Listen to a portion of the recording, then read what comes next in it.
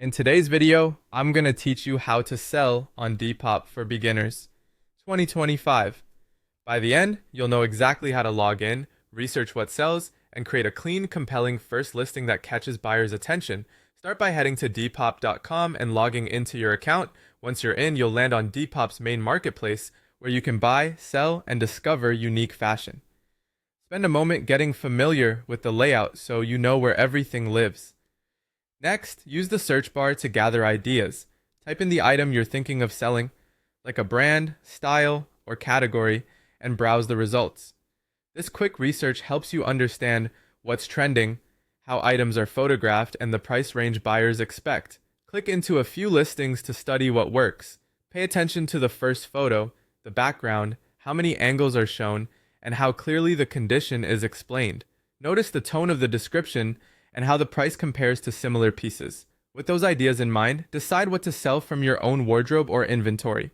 Look for pieces in good condition that fit current styles or seasons. Make sure zippers, buttons, and seams are intact, and set aside anything with flaws you can disclose clearly. Now it's time to create your first listing. Click Sell Now, which takes you to the List an Item page. This is where your post comes together. Start with high-quality photos. Natural daylight is your best friend. Use a clean, neutral background and shoot multiple angles. Front, back, close-ups of fabric tags, and any flaws. If it's clothing, a quick try-on or a hanger shot can help show fit and drape. Keep the frame tidy, avoid heavy filters, and make sure colors look true to life. Add a clear title and description. Lead with the brand and item type, then add the size, color, and standout features. For example, vintage, oversized, or limited edition. In the description, include measurements, fabric details, fit notes, and the exact condition. Be honest and specific. It builds trust and reduces returns.